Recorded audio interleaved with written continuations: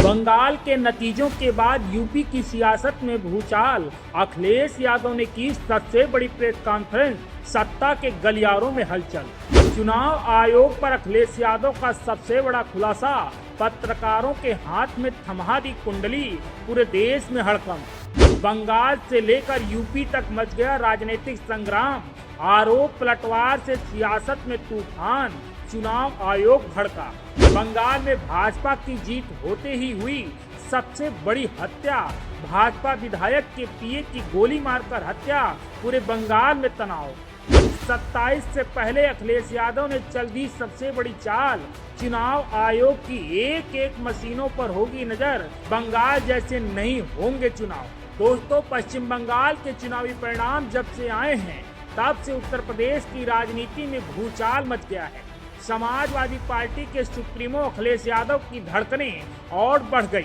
ममता बनर्जी की हार के बाद अखिलेश यादव कई बड़े गंभीर सवाल खड़े किए।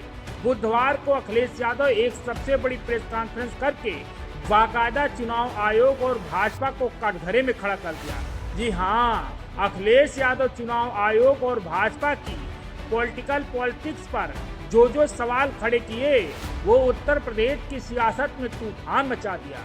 अखिलेश यादव बंगाल चुनाव के मुद्दे पर चुनाव आयोग को घेरते हुए सुप्रीम कोर्ट से शिकायती अपील कर डाली। हमारी मांग है, ये जानकारी के साथ साथ मांग है हमारी कि सुप्रीम कोर्ट तत्काल संज्ञान ले और बंगाल की मतगणना की सीसीटीवी पूरे देश के सामने लाइव उपलब्ध कराई जाए। हमारी मांग है सुप्रीम कोर्ट से तत्काल संज्ञान ले और बंगाल की मतगणना की सीसीटीवी पूरे देश के सामने लाइव उपलब्ध कराई जाए। मैंने राष्ट्रीय सम्मेलन में आरोप लगाया इलेक्शन कमीशन पर कि समाजवादी पार्टी के खासकर मुस्लिम और यादव वोट को और उनके बूथों को चिन्हित कर करके इन्होंने वोट डिलीट कराए या वोटों को शिफ्ट कर दिया। उसका परिणाम ये हुआ कि हमारा वोटर जब गया तो उसका वोट नहीं था या उसका डिलीटेड में शामिल था। तो मैंने आरोप ये लगाया था कि यादव और मुस्लिम के वोट इन्होंने काटे। उस पर इलेक्शन कमीशन ने मुझे नोटिस दिया था और जब नोटिस उन्होंने दिया तो हमने एफिडेविट कई हजार के लगा करके इलेक्शन कमीशन को दिए थे, लेकिन इलेक्शन कमीशन ने एक पर भी कार्रवाई नहीं करी। अखिलेश यादव एक बार फिर वही पुराने चुनावी मुद्दे को भरी प्रेस कॉन्फ्रेंस में उठाया है, जिनमें धांधली के आरोप लगते रहे। चुनाव आयोग पर फिर वही सवाल उठाए जब मिल्कीपुर, रामपुर, कुनरकी, बिछरावा सहित तमाम और विधानसभाओं में मतदान के दौरान पोलिंग बूथों पर धांधली और नेताओं के बीच झड़प हुई थी। इसी मुद्दे को लेकर अखिलेश यादव चुनाव आयोग को एक बार फिर घेरा है। जो बंगाल की जनता ने फेस किया या देखा है, ये हम 2022 में देख चुके हैं। 2022 में बहुत सारी विधानसभाओं में सेंट्रल फोर्स लगा करके इन्होंने समाजवादी पार्टी के कार्यकर्ताओं को पोलिंग स्टेशन, काउंटिंग स्टेशन से निकाल करके रिजल्ट बदला था। और मैं कन्नौज का एग्जांपल इसलिए देता हूं कि यहां पत्रकार साथी एक्सप्रेस वे बना हुआ है। अगर अभी भी उठ करके आप चल दोगे तो 1.5 घंटे पहुंच जाओगे आप। और कोई ऐसा नहीं है साथी जिसका कोई मित्र कन्नौज में पत्रकार ना हो।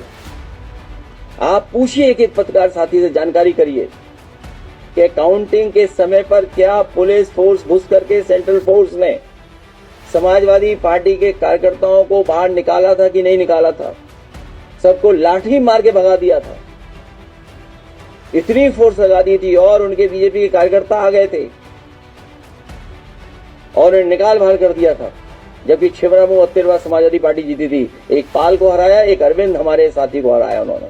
अखिलेश यादव के इसी आरोपों के बाद भाजपा और चुनाव आयोग तिलमिला उठा। भारतीय जनता पार्टी अखिलेश यादव पर टूट पड़ी। अखिलेश यादव जो आरोप लगाए और सवाल खड़े किए उस पर चुनाव आयोग भड़क गया। चुनाव आयोग पश्चिम बंगाल के नतीजों के बाद अब एक और सबसे खूंखार अल्टीमेटम दे डाला है। कहा, बंगाल में जो भी हिंसा करने वाले आरोपी हैं तत्काल उनकी गिरफ्तारी की जाए। चुनाव आयोग के इसी सख्त तेवर से समाजवादी पार्टी, कांग्रेस, ममता बनर्जी की तृणमूल कांग्रेस आग बबूला है। बंगाल में इस वक्त सारी एजेंसियां लगी हुई हैं। शुक्रवार को बंगाल में शुभेंद्र अधिकारी की पीए की गोली मारकर हत्या कर दिया गया। ये वही शुभेंद्र अधिकारी हैं जो ममता बनर्जी की नाक में दम भर दिया था और इस चुनाव में इन्होंने सबसे बड़ी चुनावी योजना बनाई थी। नतीजा ये रहा कि भारतीय जनता पार्टी इतिहास में पहली बार इतनी बड़ी जीत दर्ज की। सूत्र यह बताते हैं कि बंगाल में मुख्यमंत्री की रेस में सबसे आगे शुभेंद्र अधिकारी ही हैं। इनके पीए चंद्रनाथ रथ की गोली मारकर हत्या किए जाने के बाद से पूरे बंगाल में भयंकर माहौल गर्म है। Bureau report, DK Tripathi, central digital, Uttar प्रदेश।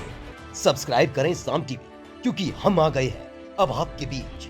दिखाएंगे सत्ता के वादों और अपराधियों के एक एक कारनामे की हकीकत। और हाँ, अगर आपके पास भी हो कोई ऐसी खबर तो कमेंट करके हमें बताएं, क्योंकि बिना डर और दबाव के हम दिखाते हैं हर एक खबर डंके की चोट पर।